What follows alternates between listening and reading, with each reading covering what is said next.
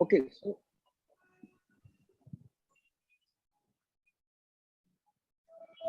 yeah. So, yeah, maybe they can.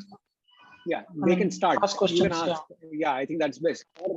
Many of the questions I shared with you, so you know the answers also. I mean, you know at least what is to be said. Yeah. So let us finish off the simpler ones. Let me see. Well, the first question was confused about which field to choose and suggestions. Well, that's a difficult thing, because if you are confused, I don't see how we can advise. But yeah, yeah. I mean, yeah, it's not easy. So with many people, I don't. Yeah. I mean, I don't know whether confusion is within mathematics, let's say, or between mathematics and computer science. I mean, that is a more, some people may be. But it is not uncommon. I mean, though most of our students seem to be, by the beginning of third year, clear about what they want to do, I see students who are not. I mean, they choose mathematics, but they're not decided in which topic, which is, I think, completely fine. They should take electives, and in the third year, they can plan. Of course, this will complicate a little bit applying process, because typically they have to apply, I mean, to specific universities which are good in, but generally many of the top universities are good in many subjects. So it's not essential to know what you want to do. Yeah, it helps, but it is not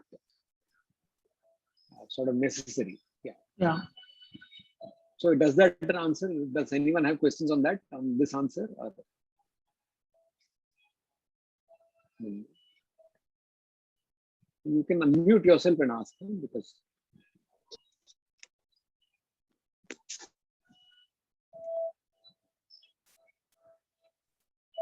no.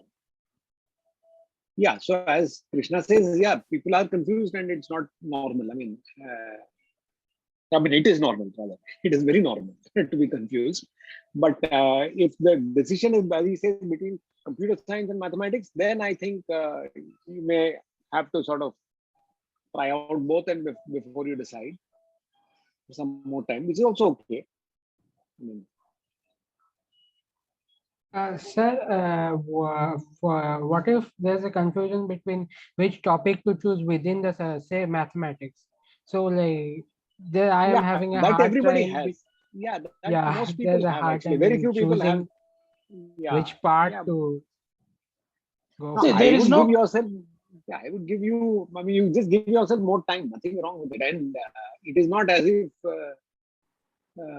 You apply to a place and you go for graduate studies, but I mean, I'm certain even there you can go ahead and change. I mean, it's not as if you have to stick to an advisor who you've been sort of paired up with in the beginning. That's not always the case, I think.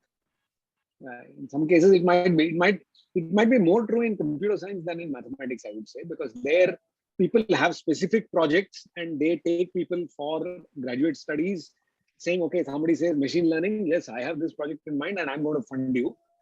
But that, having said that, that is also not always binding, by the way. I mean, because what happens in departments is they have a pool of money, everybody pulls in their money, and then they sort of distribute it among their graduate students. Though if somebody says, I am sort of batting for this student and I would like this student, he or she would expect that you will join them. And that has happened and will happen. But I have known cases where people have moved on and done PhDs with other faculty members also. So it is not as if, but this is more likely to happen in a computer science department than in the maths department, I would think. For math department, I would think we'll get funding from the department. But if you're applying in Europe for mathematics, I think again they have this very short PhD. So I think there is not much of a choice of maybe that is okay. So what KV says applies to the US. The US usually even computer science used to be like mathematics, but nowadays, as he says, it's more tied to an advisor when you go. But you have time usually in the US. I think Krishna will know more than me, I'm sure about this. Yeah. But But in Europe, somehow PhD is a 3-year thing because they are used to taking students after a 5-year education. So then you have to know, if you apply in Europe to do a PhD, you should know already what you want to do. I mean, otherwise, so then maybe, exactly. Then maybe spend some more time in CMI and do your masters and go ahead. That's also a possibility. Nothing. I mean, but yeah, in general, see, there is no correct answer to this, right? It's all everyone's taste. Of course. And people take different, times to decide this. If you are not decided, that means you like more than one thing. So you be open. I mean, for example, I wanted to do number theory when I was a student because that was the fashion at the time. But when I went to PhD, I realized that, the person I want to talk to is an algebraic geometer, and I liked it and I switched to this. So it's not that, I mean, if you're asking this question because you're not obviously wedded to something. That means you're open and things will develop. You take more time and you will realize that you like something more, and then you will know what is your topic. Okay, sir. Thank you. Yeah. Then, okay. So I don't think we can say anything more about this question, I think. I mean, I think it is some general gyan and we will give it our gyan on this. Yeah.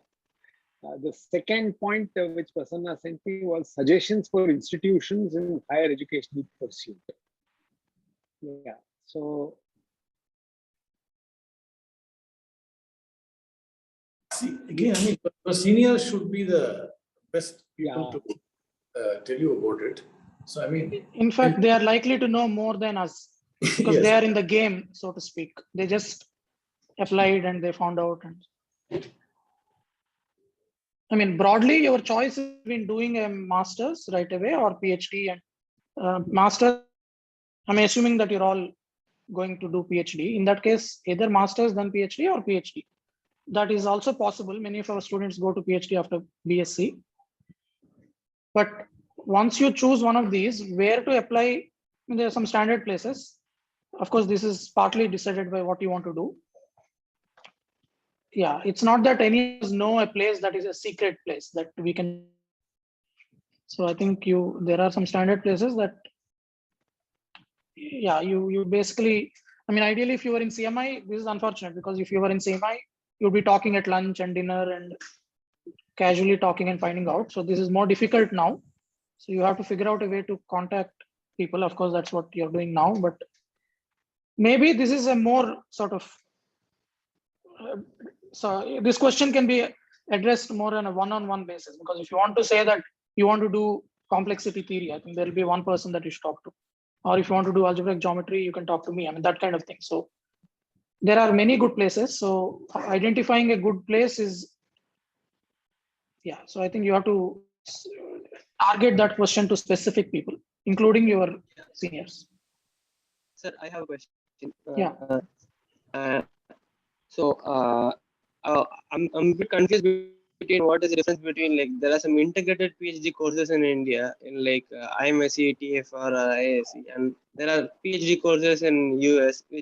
But even in PhD courses, there I've heard that you have to take some courses for credit. So, I mean, what is the difference? Okay, there is a law. I mean, there is a concrete difference, namely that if it is an integrated MSc PhD program, that means they will take people who have only BSc and they will give you MSc degree along with a PhD degree at the end.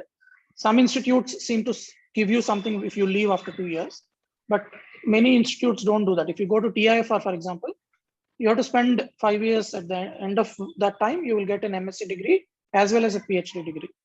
In the US, they won't give you a separate MSc degree normally.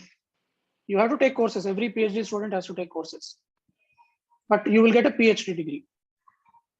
Okay, so whereas if, for example, a dedicated PhD program in India also will not give you an MSc degree, and they typically in maths take people with an MSc degree.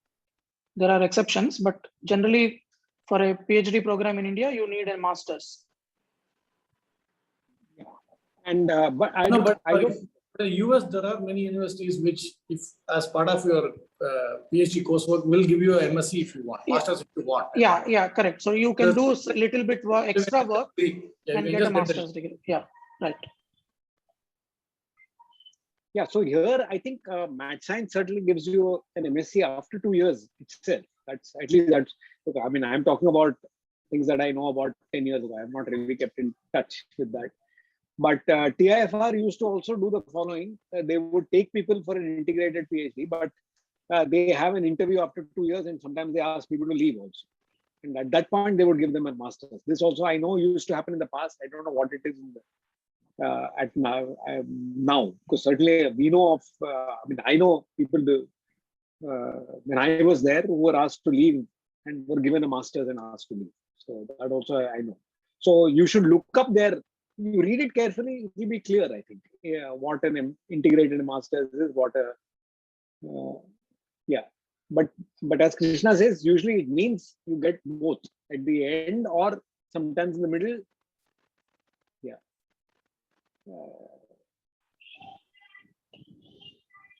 And sir, so I have another question. So I'm presently like inclined towards exploring algebraic topology and like manifold related things. So is there any specific suggestions that you give me, like taking electives or like any specific institutions that I should be considering seriously for like masters or PhD? Yeah, so this is again, I mean, so I'm not, apart from some obvious places, I mean, especially in the US, I can say I mean, the top good universities are generally good in many areas. I don't know, I mean, some universities which are somewhat unknown but very good in algebraic topology, I wouldn't know immediately, but you can, I mean, yeah, this is something that one has to investigate a little bit more. Yeah, and as far as courses are concerned, you can, I mean, you can check our course timetable for next semester. There's some, you know, introduction to manifolds, for example, that is a master's course that would be exactly what I think you would need, you would like.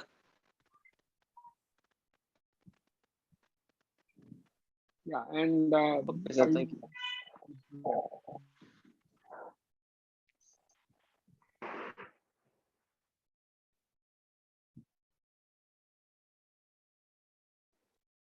Thank you, sir.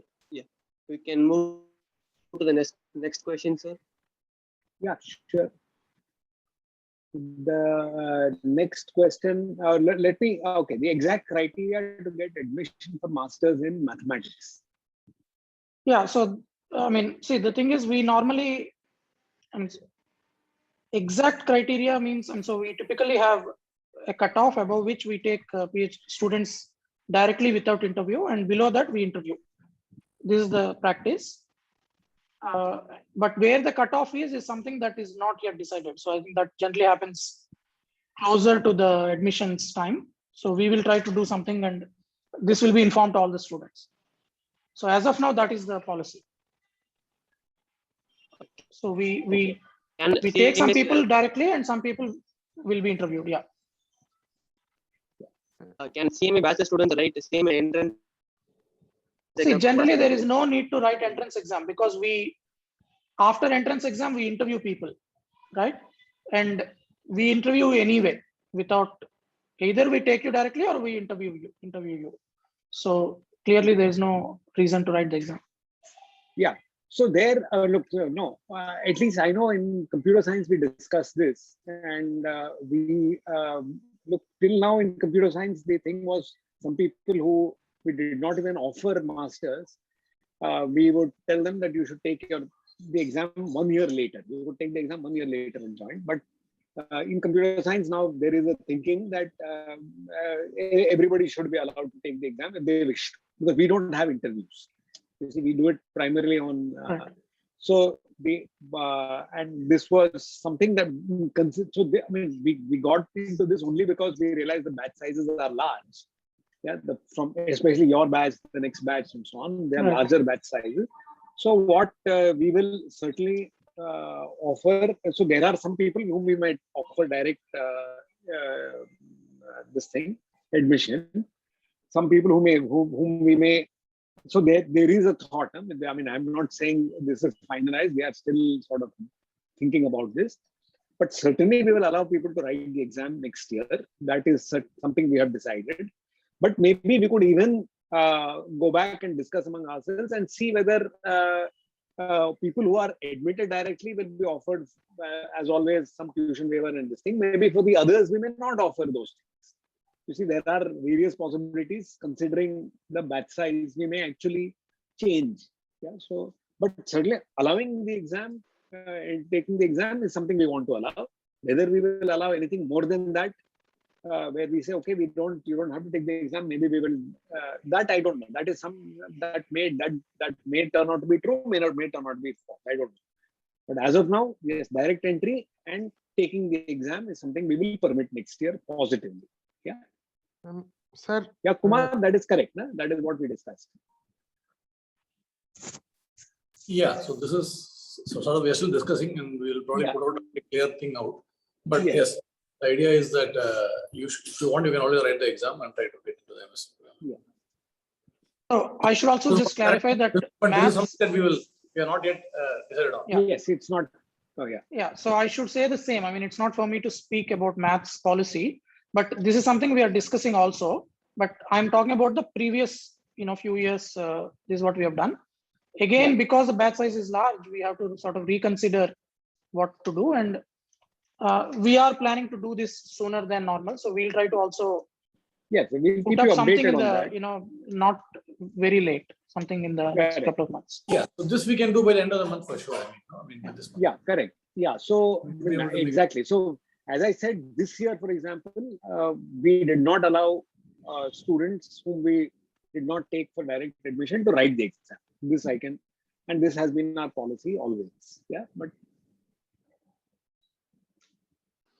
and the criteria for computer science is, well, you should have had some good grades in computer science, some reasonably good grades. Your GPA in computer science courses should be reasonable, and that reasonable is a cutoff. We sort of look at everyone, and we look at the cutoff that we would like. I mean, it's not, again, it's not sort of set in stone. Yeah. Also, sir, I have a sub question. I just Yeah. want to confirm, when you say a cutoff, like suppose one wants to take admission for MSc in mathematics, then will the grades only in the math subjects be considered, or will it be? That's what we do. Yes, math core courses is what we consider. No, core courses. Yes, not electives, just math core courses. Okay, thank you. So this is roughly what we are also planning to do. Sir, like I related. Electives are all over the place, and it's very difficult for us to gauge which elective will what. So whereas the core courses, there are 5 or 6, they will more or less determine the. Correct. Sir, in this regard, sir, like are you looking to like have a very specific, like, limited number of seats and then decide? I mean, like for example, like say 10. Like 10. No. So, No, sir, we don't. Yeah. We don't really have any limit. I mean, we can take. Look, So our there is no limitations limit. are primarily hostel limitations. Yeah. I mean, that is what really limits us from increasing any batch size, is really whom we can put up in a hostel, and because the hostel has only so many rooms. So that really sort of dictates our limitations, actually. It is not anything else, I think.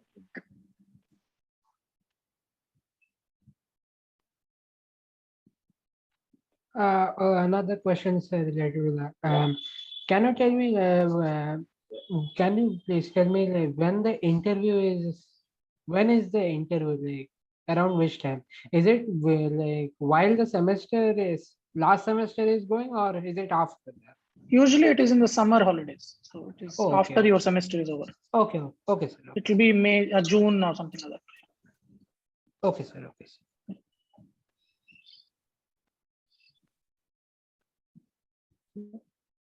Does that answer that question? Yes, sir. Sir, Yeah, sure. Go ahead. Sir, Yeah, can you hear Krishna. me? Yeah, we can hear you. Krishna. Okay. Yeah, I joined late and I wasn't sure if this was already discussed before. But let's say we have a student here who is not yet sure, like if they're going to go into math or computer science. They're interested in both. So what are the possible options that they should try right now, apart from entrances in CMI? Yeah. It's a bit tricky because mostly whatever you do, choose to do next, sort of these two routes are separated. So yeah, I don't know whether. Yeah. So this is Maybe the best, I mean, I don't know. Immediately what I can think of is you have to be in a place where you have to choose MSc in one of these, but maybe the place is flexible enough to allow you to take courses perhaps in other area and then give yourself more time. Yeah, but there is no every place. Yeah, but every place will have some core courses that you'll have to do. You'll correct. have to do That so you many have no choice. credits in that department. That I don't think you have much choice. So I mean, this is true here also. If you look at computer science, well, we allow you to do 3 courses outside. Yeah, outside your computer science. We don't allow more than that. I don't know how many mathematics allows, but yeah, I don't know. We haven't really discussed this. Yeah, I don't think But there you are have any program. Sorry. No, I just wanted to, you have another 6 months really to think about this. Because if you're applying within India, this is March, April. So, or at least 4 more months. I mean, you should probably use the coming semester to make some choices. Yeah, in master's level, it is very difficult to do both. I think anywhere in the world. I mean, it's maybe there are these OR departments or something which may sort of sit between math and computer science, but otherwise, very few departments I think will allow you to do not choose. I mean, sort of do equally in computer science and math. Yeah, equally is impossible. I don't think any place will allow it. That is very clear. Right? You because even abroad, I think when you do a master's, how many courses do you do finally, Krishna? Maybe the number of I think it is similar to what we have. I mean, maybe about 20 courses or something, 4 semesters.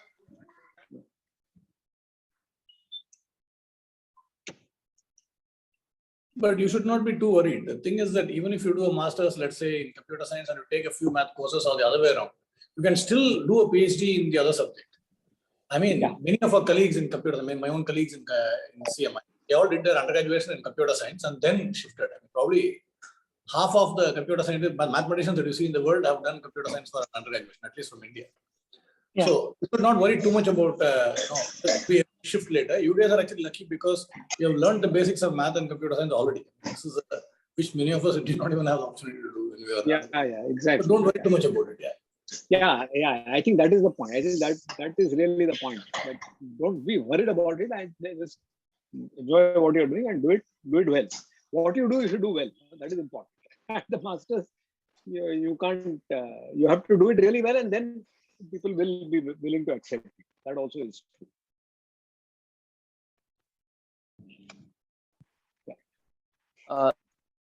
Sir, I have a question for Professor Sridhar in like physics related question. Sridhar is here, na? BBS, you're here. Yeah. Tell him, ask. Yeah, I'm ready. Yeah. Oh, so please go ahead. So like I've seen like there is some pre-PhD in the convocation. I saw there is a degree for pre-PhD. Is it like masters or like is it for only PhD students? And like what exactly is that course related to? Sorry, see my internet connection is somewhat iffy today. Can somebody repeat what he's asking? Oh yeah, I was asking about what is the pre-PhD course in physics about, sir? Oh no, actually we have discontinued the pre-PhD course. We do not have the pre-PhD course. We only take students directly for the PhD program. So I'm afraid, so that used to be, we used to take BSc and BTech students for pre-PhD, but we have stopped that practice because previously we used to give an MSc after 2 years. The coursework was for 2 years and then they were eligible to get an MSc after that. But now the coursework has become 1 year. So, and you cannot get an MSc after that. Therefore, the pre-PhD as it stands has been discontinued. I think the website needs to be updated regarding that. So, is it not possible to like continue like pursue physics while staying in same after bachelor's?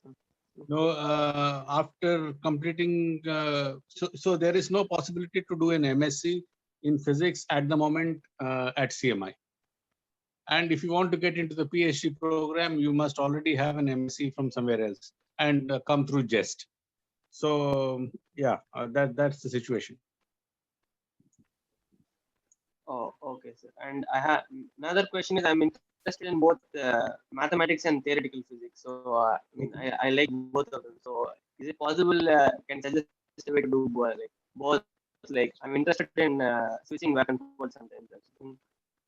You want to know what to do? Yes, sir. Yeah. So of course, there are the obvious thing in India is like places like TIFR or HRI and Math Science, which do take BSc students in their integrated PhD programs, and which have good maths and theoretical physics schools in them. So you can do the course there. I can't hear you at all.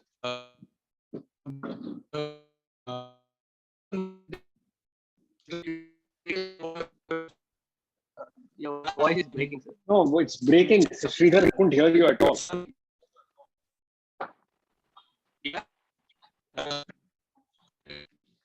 No, I can't hear you at all, Sridhar. Maybe we should.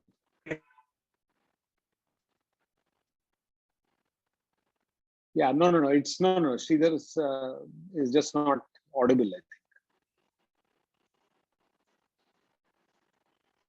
Yeah, before he, yeah, so I think what he said, I mean, just to, yeah, so I think studying in, so you have to join some program and it's similar to math and CS, and then try to take courses in the other subject as much as possible. And he listed some places that are good options in India, HRI, TIFR, IMSc. Is the question answered or something else? I just wanted to add something. Maybe you should add it on the chat. Hello?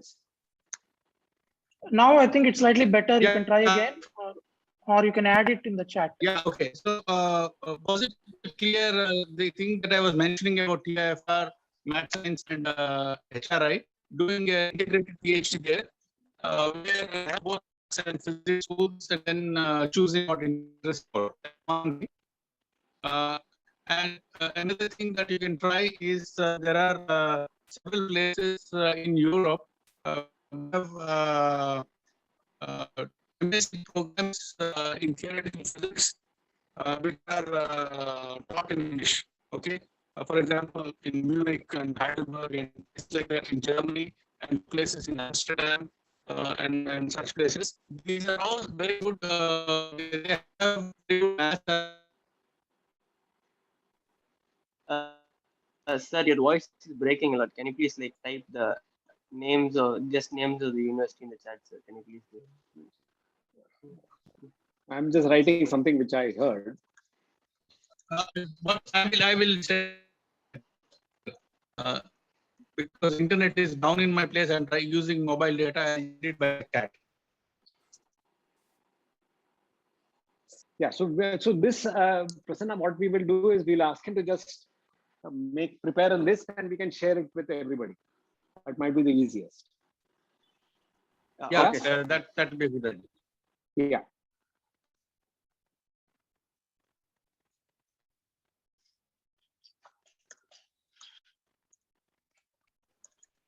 So can we move to the next question? So yeah. Sir, I have one more question. Is it possible to create a similar list for math and computer science also?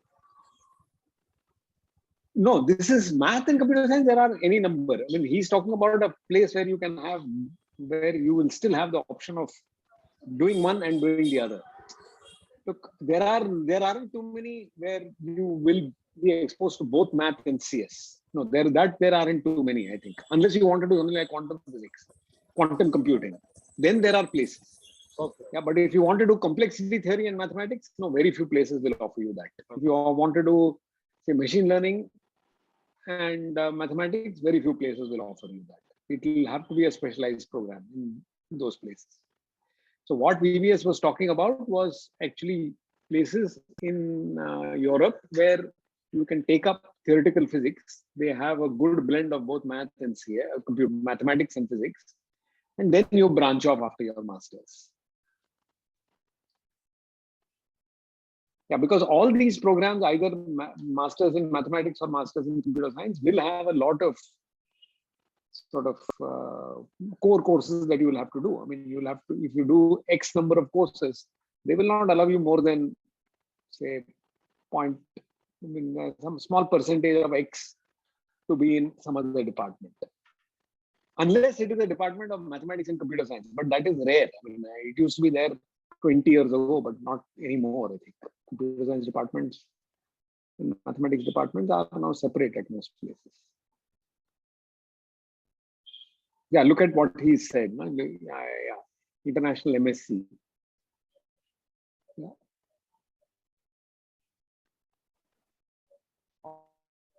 Oh, okay, sir. Okay, Professor. And Okay. there has been a question posted in the chat by Rishi Gal. What about data science universities and criteria at CMI for data science? What is the criteria? I think the criteria here is only the entrance exam. No, I don't know whether we have any special. I don't think we. Yeah, I mean, it's a good question. Yeah, I should. Yeah, do I teach there? Yeah. I don't know.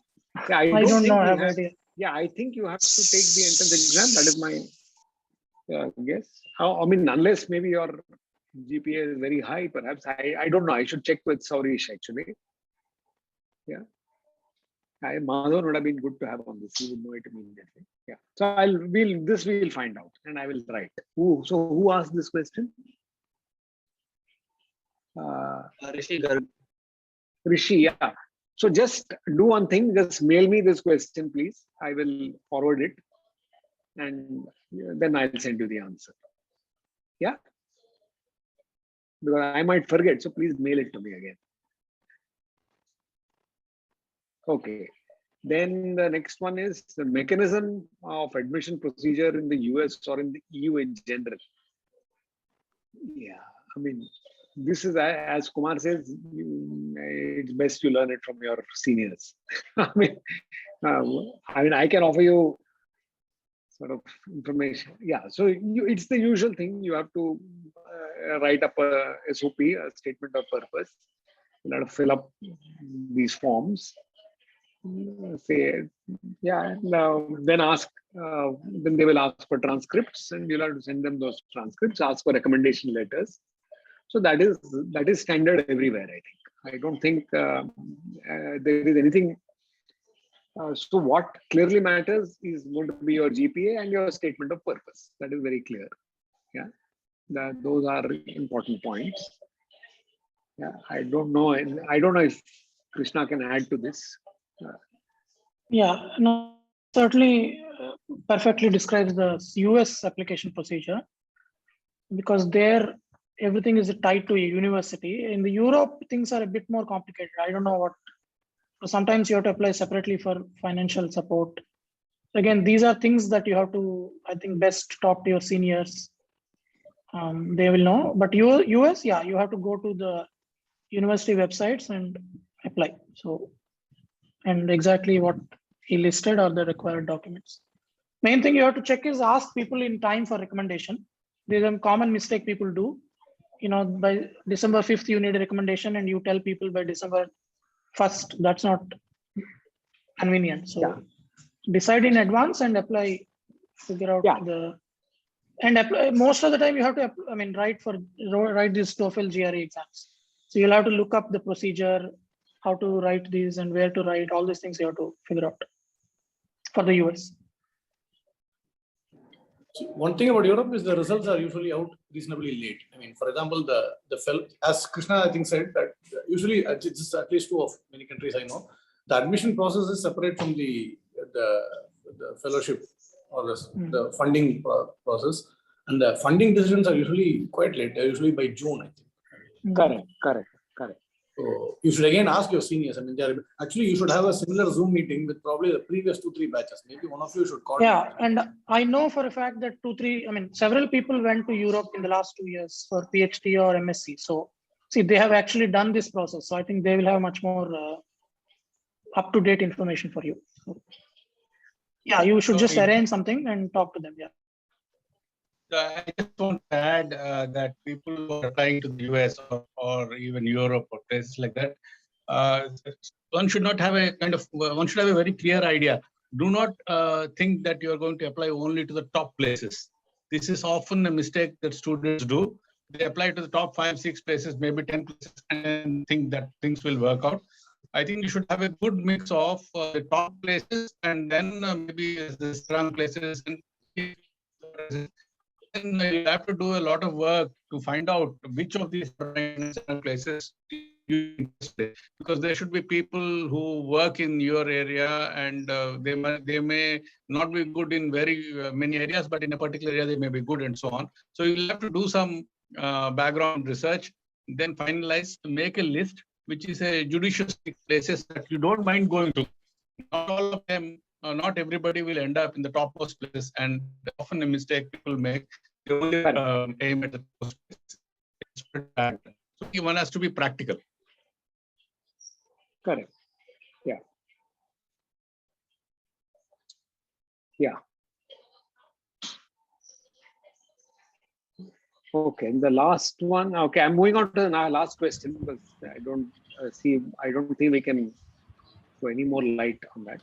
Sir, what kind of fields? Oh, sorry, yeah, somebody interrupted. Aditya. Yes, so, CMI being a 3-year program won't be a problem anywhere for a PhD, right? No, it won't be a problem at many places, but it is a problem at some places. That also I should say. Some universities are very, very strict about having the requirement that you should have had a 4-year undergraduate program. Yeah. So, for example, one university I'm certainly aware of is University of Washington in Seattle. And often, and often many universities are willing to, in principle, but it depends on the application and how strongly the department wishes the candidate. I mean, I know that sometimes the department wants the candidate, but they cannot convince the university. So this kind of negotiation happens. So you can try sometimes, but it's possible. Some universities just say no matter what, but often many universities are willing to consider and make an exception. You wouldn't know this really unless you have earlier CMI students applied or you have some other information. Yeah, so this again comes back to the same point that you should actually find out from your seniors. If a CMI student, BSc student went to a university, then certainly, there is a good chance that they will, that wasn't a problem that year at least. Yeah, and you make sure that student has done well. Otherwise, but yeah, your choices are somewhat limited. Not too much, but there are some places which have some restrictions. But most of the time, you can apply to good places. And is there an estimate of how many universities should we apply while applying abroad? This is something that so these applications cost. This is partially up to you. I mean, you have to decide how much you want to spend. And also see if you guys are all doing BSc, right? So your choices between applying to PhD, place now or doing MSc. So that changes the calculation a little. So if you really want to go and do PhD somewhere, you should apply for more places. But if you want to do MSc and then you want to try more seriously, now you want to apply for a smaller number of places just to see how it goes. That's another plan that many people do nowadays. They apply to a smaller number of places. They want to see how it works, but then they have a backup MSc program that they will pursue if they don't get somewhere. And then after MSc, you apply for more universities. So what is the number roughly like? Is it like 10 to 20, 5 to 10? No, I have seen people apply from 5 to 15, 16, 17 places. So it completely depends on the individual. I have not seen more than 20. I think I've seen 15, 16, some people apply. Yeah. Yeah, but 15, 16 seems like a large number to me. 15, Most 16 people also are is about very, 10. very high. 10, Most 10 people, seems, it's about 9 to 10. That's the Yeah. number I have seen very often. And sir, like, do they submit SOPs and letter of recommendations to each and every one of those places? Yeah, Is you have that to. all? Yeah. So Yeah. recommendation letters, typically the student has no role. I mean, once the student gives the name of the people who will write the letters, those people get emails and they will follow it up. Student will have to submit each application separately for all universities. Everything other than the recommendation letter, student has to upload the relevant document for every place. Okay, sir. Oh, so while like while a letter of recommendation is being processed, so like the professor has to write a multiple letters of recommendations for the same person if the large number of notes be completed. No. What typically happens is that we write one letter and we upload the same. I mean, maybe we change a few things, but it is not. If I'm writing for you for 10 different universities, I'm not really writing 10 different letters. I'm writing one letter, maybe changing, the initial part a little bit, but yeah, but that is some work that, yeah, the letter writer has to do. Oh, okay, sir. Sir, I have a question. So what are the advantages of doing an MSc first and then a PhD, or doing a PhD directly? I mean, what are the advantages and disadvantages, if any? See, it depends on what, you feel whether you're prepared or not. So after MSc, you will be better prepared because you will have taken 2 more years of courses, and you can possibly apply to more universities because there will be no problem with 3-year degree requirement. Whereas many students are also ready to do PhD after 3 years. So I don't think there is, I mean, it depends on the person. I don't think there's a unique answer saying that this is better than the other. So they both have advantages in the sense that you can be more mature and learn more and then do PhD, or you can finish early. So it is really, there's not that much. There are pluses and minuses in both, for both. Yeah, and one should remember, look, what is it you're looking for? No? Because a lot of people, of course, if you're planning to go join the industry, then maybe just apply for a master's. Don't apply for a PhD program at all, if that is what you want to do. If you're applying for a PhD, then honestly, it does not matter, because I mean, whether it is 5 years or whether it is 6 years, I don't think it matters much, honestly. And especially if you're planning to continue in academics, so I mean, it's anyway a sort of long marathon, so you don't have to worry so much about these things right away. Yeah, I mean. Yeah, thank you, sir. Yeah. Yeah, but direct PhDs in Europe can be very stressful because it will just be 3 years. So you must. Yeah, that looks difficult. I've had people do it and do it very well also, but it can be somewhat stressful. You should be aware. Now, I would also like to add that in some places in India, if you want to, sometime in the future you want to come back as a faculty member, some places in India, they insist that you must have a master's degree. It's not just enough to have a PhD. I don't know how strict it is. Some places can be very strict. So ideally, even if you're only directly joining a PhD, ideally it's good to get an MS on paper at least on the way. Yeah, by doing enough coursework. So that's, I just wanted to say that. Okay, thank you, sir.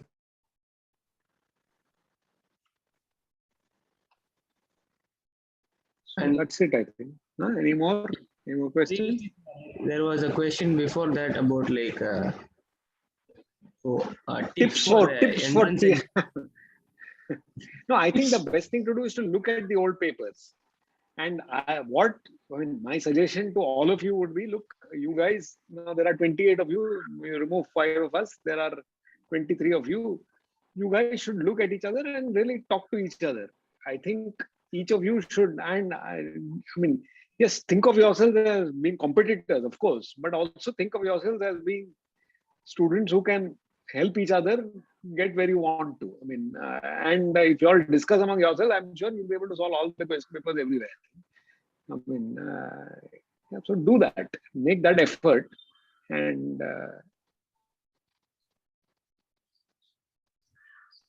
yeah, I mean, there is no I mean, there is no sort of easy answer to this. No, in the sense, you would have to, of course, know your fundamentals. You have to again ask people who've gone recently, who applied to these places, who've gone for interviews, and find out what kind of questions were there. And I mean, maybe I don't know if there is already a data bank that you guys have. Maybe I'm sure you have of questions. You just find out. Maybe there are such data banks already available in CMI. If not, maybe it's time to create one also. Why not? You guys put in these questions, and first TIFR, at least the written part will be very clear, will be there on their websites. No? And so too jest and so on. Only the interview questions are probably something you don't know. But again, if you talk to seniors, you will get, yeah. And yeah, you have to. Sir. Yeah. Sir, when we ask for letters of recommendation, like how familiar do you usually want to with some student before you want to recommend a student for? Yeah, usually I must say with your batch, that is an unfortunate situation where we are not very familiar with most of you. I mean, we know you briefly. I have taught you all one course. Others have also taught, and I have not. Yeah, so it is a bit of an issue sometimes, and because because if it's only one course, it's very hard to say, and it was 2 years ago also.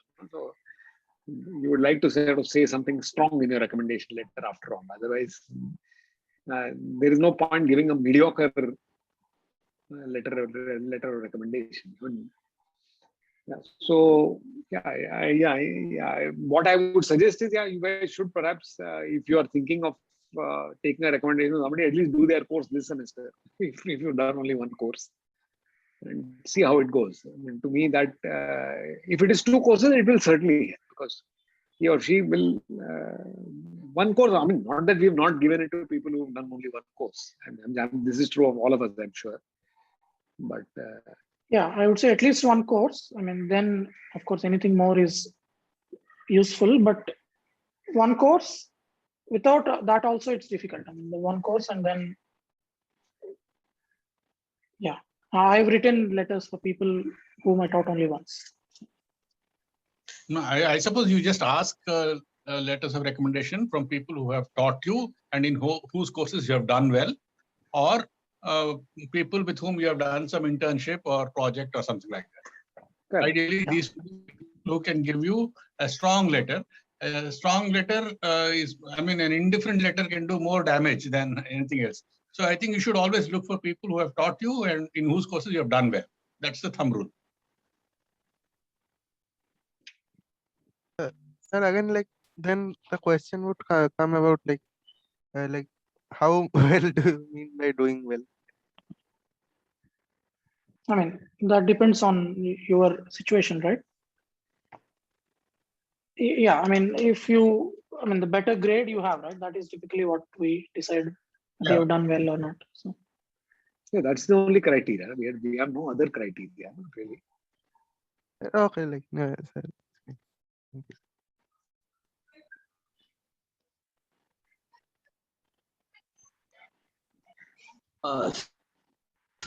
There is a sixth question, and this is the end of the list in this. And what kind of fields do different electives lead to is an impact of the title of the electives in CV during pursuit of research in specific areas. Yeah, it will help. No, I mean, if you have decided you want to work in a particular area and you have sort of taken courses in those areas and you've done well in those courses, it would certainly help, because you would probably ask for a letter of recommendation to the person who's taught you that course. Yeah, and if he or she can actually communicate that yes, this person is seriously interested, he's done well, this is what I taught, this is what was there, and so on. That certainly will help. Yeah, see, one thing I'll say is that there is sometimes students think that if I take a course, just the fact that that appears in my transcript helps me. So that is not correct, because see, universities get hundreds of applications. It's not that they're looking at every student's transcript and figuring out, okay, he has done algebraic number theory course. What actually catches their eye is mentioning this in the recommendation letter, which they read seriously. So just taking a course is not enough. You should do well. And as we discussed just now, you ideally have done well in a course, and you ask that person to write a letter for you. And that person mentions that you have taken the course on this topic and you have done well. Otherwise, just the name of the course in the transcript is unlikely to make any impact. So you should do well in that course, and I'd ask that person to. And that, of course, if you're saying that I want to work in algebraic number theory, it will help if you have 1 or 2 courses in that and people have written that you've done well in those courses.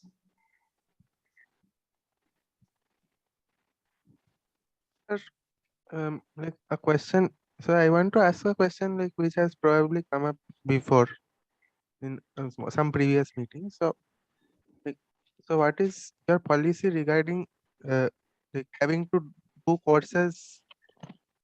I mean, having to do master's courses that like we have already taken during like bachelor's. Yeah. So in maths, what we do is, see, this is all analyzed on a case-by-case basis. If you've done well in the course as when you took it as an elective, and if the advisors, there are advisors for master's students, if they're convinced that you've done well, they might also talk to the teacher who taught you. They will waive it for you. I mean, there is some procedure where you can be exempted.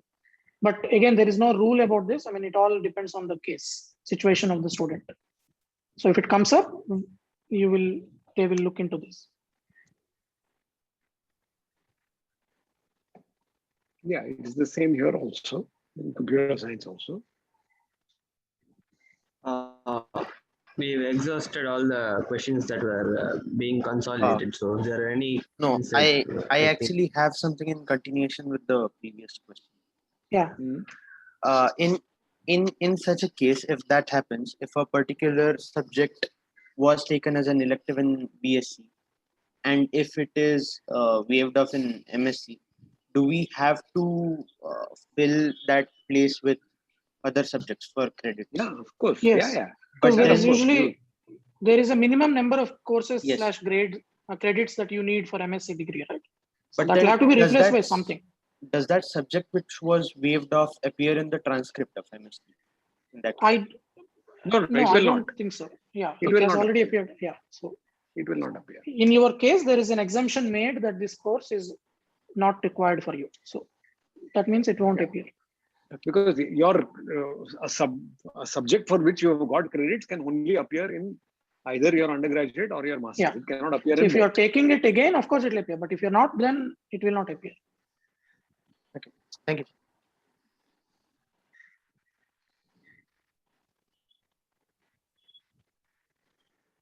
Okay, that's it.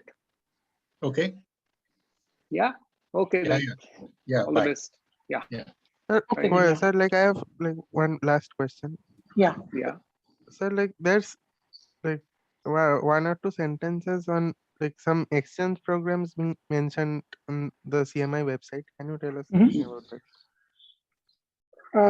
I don't know which exchange program you saw. There is one with ENS, France, where, I mean, of course, the last 2 years, has not happened for obvious reasons. But what we do is select 2-3 students from our 3rd year BSc, the batch which just graduated, and they go to Paris for 2 months and work with some people there. As far as you know, this is the only sort of institutionally supported internship program that we have. Maybe in computer science they have more, but otherwise students arrange things themselves. They contact people or they apply to various programs. Thank you, sir. Oh, so the people like who are senior to us, there has been people who went to like Paris, and there will be people who are from Paris who visited here in programs. I didn't understand your question. Yeah. Are there people who've come from there here and people who've gone from here? Yeah, people certainly. Yes.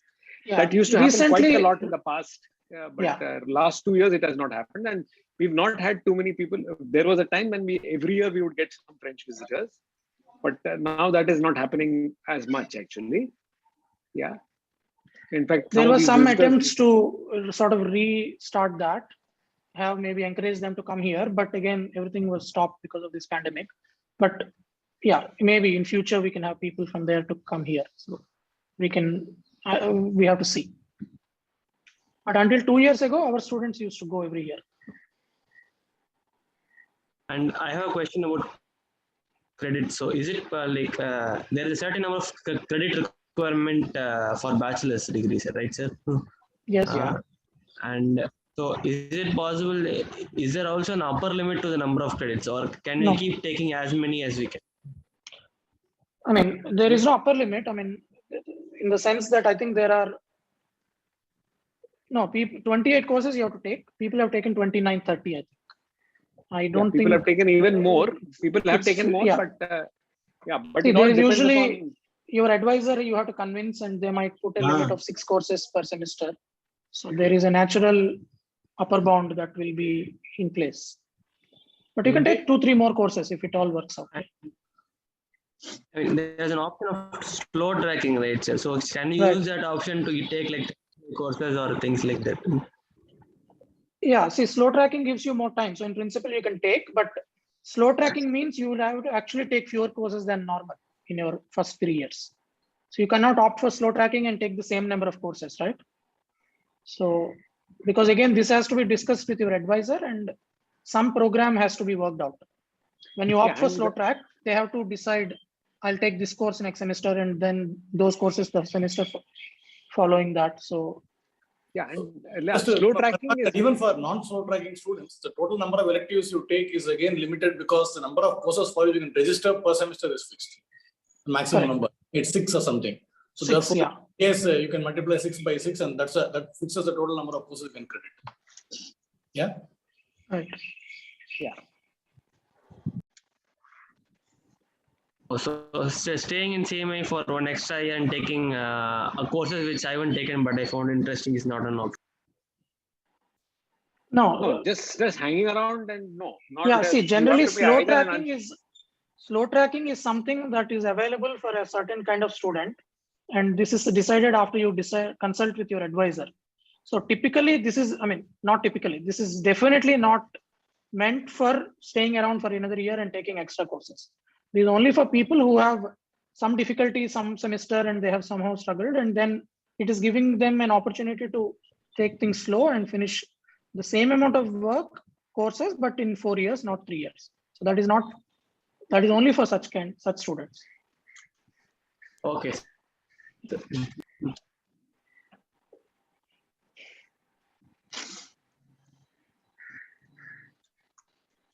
Aren't there any more questions? Okay then. Yeah. Okay then. So bye. Yeah, bye. Yeah, all the best. People should somehow find a way to organize a meeting with your seniors and have same discussion with them, because they will give you way more worldly advice than we can ever give. Right. Exactly. Yeah. So you guys should contact your seniors. I mean, immediate 1 or 2 year seniors. Just arrange a meeting like this and talk to them. I mean, I think definitely they will have more practical advice for you. Okay. Yeah. Okay. Yeah, bye. Okay. Bye. Okay, bye. All the best. All the best. Bye. Thank you. Thank you, sir. Thank you. Yeah. Okay.